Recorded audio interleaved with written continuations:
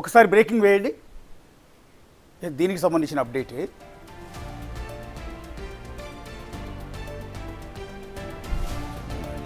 Yes sir, కశ్మీర్లో 75 మంది టెర్రరిస్టులు యాక్టివ్గా ఉన్నట్టు అంచనా వేస్తూ ఉన్నారు. సో నిన్న అటాక్ చేసింది కూడా ఈ టీంలోంచి అయి ఉండొచ్చు. పాకిస్తాన్ నుంచి 115 మంది టెర్రరిస్టులు వచ్చినట్టుగా ఐడెంటిఫై చేశారు. సో ఇండియన్ ఆర్మీ కూడా అదేవిధంగా పాకిస్తాన్ నుంచి 115 మందికి పైగా టెర్రరిస్టులు చొరబడినట్టుగా భావిస్తోంది.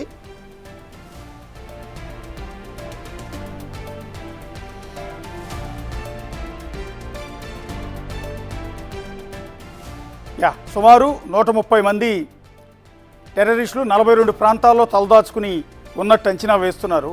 అంటే కేవలం ఈ ఒక్క ఇన్సిడెంట్తోనే పూర్తవలేదు, ఇంకా మరికొన్ని దాడులు చేసే అవకాశం ఉందని కొంత తెలుస్తుంది. ఎల్ఓసి దగ్గర హై అలర్ట్ ప్రకటించిన పాకిస్తాన్ ఆర్మీ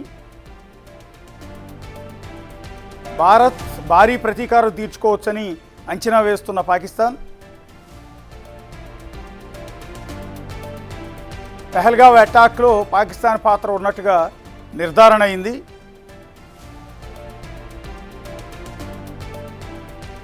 పిఓకే కరాచీకి లింక్ అయినట్టు కనిపిస్తున్న డిజిటల్ ఆధారాలు.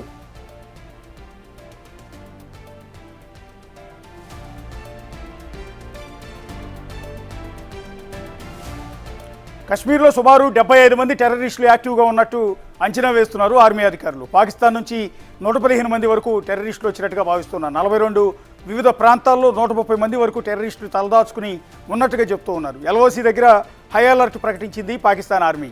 భారత్ భారీ ప్రతీకారం తీర్చుకోవచ్చని అంచనా వేస్తోంది పాకిస్తాన్ ఆర్మీ. పెహల్గామ్ అటాక్లో పాకిస్తాన్ పాత్ర ఉన్నట్టుగా ఒక నిర్ధారణకు వచ్చారు ఆర్మీ అధికారులు. కారణం కొన్ని డిజిటల్ లింకులు పిఓకే కరాచీకి కనెక్ట్ అయి ఉన్నట్టు గుర్తించారు. దేశ రక్షణ విషయమై కేబినెట్ భేటీకి హాజరు కానున్నారు హోంమంత్రి అమిత్ షా. ఎస్ అది టోటల్గా ఎస్ ఇప్పుడు ప్రస్తుతం 130 మందికి పైగా టెర్రరిస్టులు భారత్లో ప్రవేశించినట్టుగా చొరబడినట్టుగా కొంత కీలకమైన సమాచారం అయితే అందుతోంది. ఒకసారి కన్క్లూడ్ చేయండి సార్. మీరు చెప్పిన అంకెల ప్రకారం కూడా మనం చూస్తే గ్యాప్ గురించి ఎవరు మాట్లాడలేదు. 15 నుంచి 20 మంది లోకల్ టెర్రరిస్టులు కూడా ఉన్నారు దాన్ని. ఓకే, మిగతా వాళ్ళందరూ బయట నుంచి వచ్చిన వాళ్ళే. అంటే దీనివల్ల మనకు ఏమర్థమవుతోందంటే లోకల్ రిక్రూట్మెంట్ రమారమే ఆగిపోయింది. ఓకే, కొంతమంది ఉన్నారు, 15-20 మంది దాకా, అంతకుమించి లేరు. మిగతా అంతా అక్కడి నుంచి పంపించవలసినటువంటి పరిస్థితి ఈరోజు పాకిస్తాన్కు ఉంది. అంటే ఇప్పుడు ఈ మరికొన్ని అటాక్స్ జరిగే అవకాశం ఉందన్న, ఎందుకంటే 42 ప్లేసుల్లో వాళ్ళు ఉన్నట్టు ఇంటెలిజెన్స్ అంచనా వేస్తారు. కరెక్ట్, అది వాళ్ళకి తెలిసిన విషయమే ఈరోజు చెప్తున్నారు, మనకు తెలియని విషయం ఏం చెప్పట్లేదు వాళ్ళు. కాబట్టి వాళ్ళని మరి వాళ్ళని చంపేయచ్చు కదా అని చాలా ఈ సునాయాసంగా చెప్పచ్చు. నేను చెప్పాను కదా, దట్టమైన కింకారణ్యాల్లో ఉంటారు, వాళ్ళని ఎలా పట్టుకోవాలి. కాబట్టి ఆ ఆపరేషన్స్ జరుగుతున్నాయి. ఈ ఆపరేషన్స్ ఒక ఘటన జరిగింది మనకు. ఇటువంటివి కనీసం అంటే ఒక 20-30 ఘటనలు ఆపగలిగారు మన వాళ్ళు. వాళ్ళని ఎన్కౌంటర్స్ చంపగలిగారు. ఒక ఘటనలో వాళ్ళు మిస్ అయ్యారు. ఓకే, కాబట్టి దీని గురించి ఇంత చర్చిస్తున్నాం. కానీ మన ఆర్మీ, మన పారామిలిటరీ ఫోర్సెస్ అద్భుతంగా వీళ్ళని ఎలా ఆపగలుగుతున్నారన్న విషయం మనకు ఎవరు చెప్పట్లేదు. కాబట్టి ఈ అంశంలో భారత ప్రభుత్వం రియాక్షన్ తప్పకుండా ఉంటుంది. కఠినమైనటువంటి చర్యలు తీసుకోబోతున్నారు. అది ఒక ఎత్తు. రెండవది, 1000 మంది చనిపోయినా పాకిస్తాన్ సైన్యానికి, ఐఎస్ఐకి ఏం పట్టదు. ఎందుకంటే ఒక ఫ్యాక్టరీ ఇంకా తయారవుతారు అక్కడ. వాళ్ళని ఎదుర్కోవాలంటే కనుక దాని వెనకాల ఉన్నటువంటి శక్తులని వాళ్ళకి నొప్పి కలిగేంత వరకు మనం తీసుకువెళ్తేనే వాళ్ళని ఆపగలము. భారత ప్రభుత్వం దీర్ఘకాలీనంగా వాళ్ళకి ఎటువంటి శిక్ష వేయాలి అని ఆలోచన చేస్తున్నారు. ఇప్పుడు తీసుకునేటువంటి ప్రతీకారం గతంలో బాలకోట్లో కొట్టినట్లు కానీ ఊడి సర్జికల్ స్ట్రైక్ వల్ల వాళ్ళకి పెద్దగా నష్టం ఉండదు. కాబట్టి పెద్ద దెబ్బ కొట్టబోతున్నాము. చాలా దీర్ఘకాలీనంగా ప్లానింగ్ జరుగుతున్నది. రాబోయే రోజుల్లో పాకిస్తాన్ అధపాతాళంలో వెళ్ళే దిశగా భారతదేశం చేయబోతున్నది.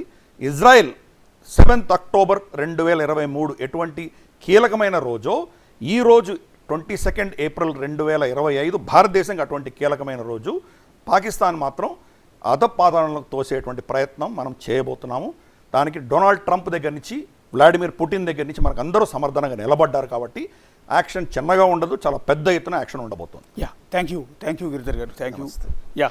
అది సో ఇప్పుడు జరిగిన ఘటన తర్వాత ఖచ్చితంగా భారత ప్రభుత్వం రివెంజీ తీర్చుకునే అవకాశం ఉంటుంది. అందుకని భారీ ఎత్తున అటాక్ ప్లాన్ చేస్తున్నారన్న విషయం నేపథ్యంలోనే పాకిస్తాన్ కూడా అలర్ట్ అవుతుంది. అందుకని ఎల్ఓసి దగ్గర హై అలర్ట్ ప్రకటించింది. బహుశా సైన్యాన్ని వాళ్ళు కూడా సిద్ధం చేసుకుని ఉండొచ్చు.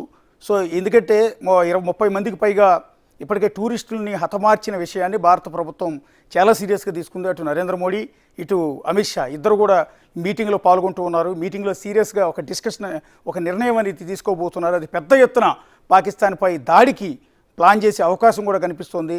ఎందుకంటే ఇక ఉపేక్షించేది లేదు. ఇన్నాళ్ళు వార్నింగులతో సరిపెట్టాము, అది కూడా కుదరదు.